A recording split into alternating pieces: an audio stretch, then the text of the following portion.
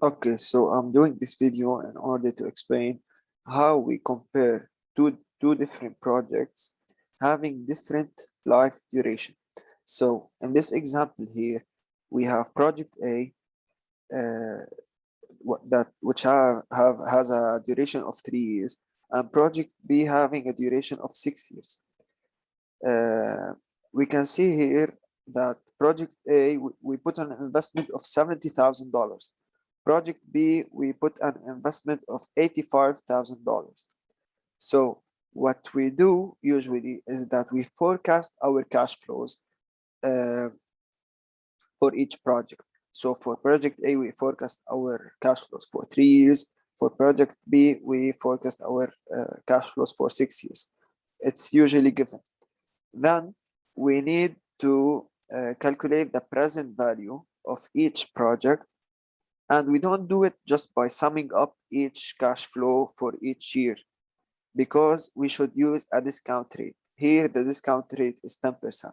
Why do we use a discount rate? Because the value of the money in 10 years isn't, or 3 years, etc., isn't the same as the value of the money we have now. It's due to inflation, or because the money we have now, we can put it in the bank and we can earn an interest rate on it, like 10%, 9%, depending on the bank. So in order to calculate the present value for each project, we use this formula here. The present value is equals to the cash flow over 1 plus R, which is the discount rate, power n. So for project A, minus 70,000, because we put money of $70,000, and we divide it by 1 plus R, 0.1, so a total of 1.1 to the power of n, which is 0. We do this for each and every year in project A.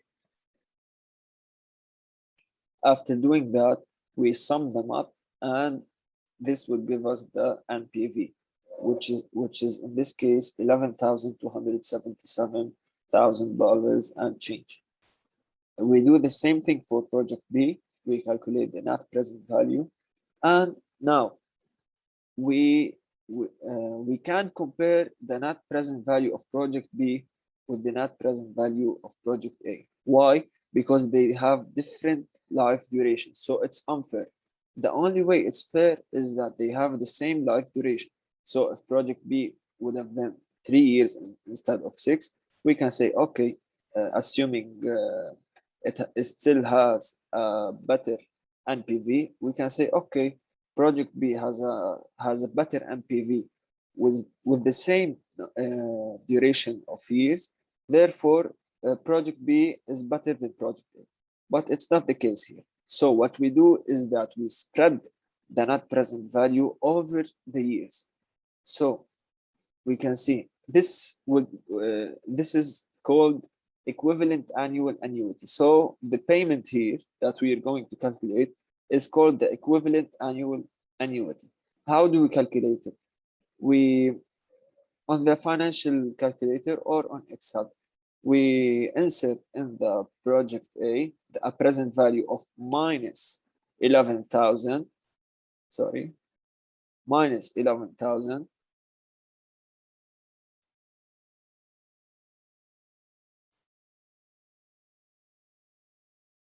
and in project B of minus 19,000. Sorry, in project A of minus 11,277, we put an I slash Y, which is R, 10%, and equal to 3, which is the number of years. We put the future value as 0, and we compute the payment. The payment here is going to be for 4,534. We calculate the same thing on the financial calculator or on an Excel sheet, or using any website that calculates the equivalent annual annuity, and we calculate it for each project A and B. Now we can compare the equivalent annual annuity of project A to that of B, because we spread it up on each project for each year. So it is an annual annuity, so it's annually. it doesn't depend on the duration of each project. So here, obviously, the project A is a better investment with a better equivalent annual annuity. However, if we use the present value, it gives us that the present value of B is greater than project A. So this is not the standard. The standard here is the payment, which is the equivalent annual annuity. Thank you for listening. If you have any questions, leave them in the comments, please. Thank you.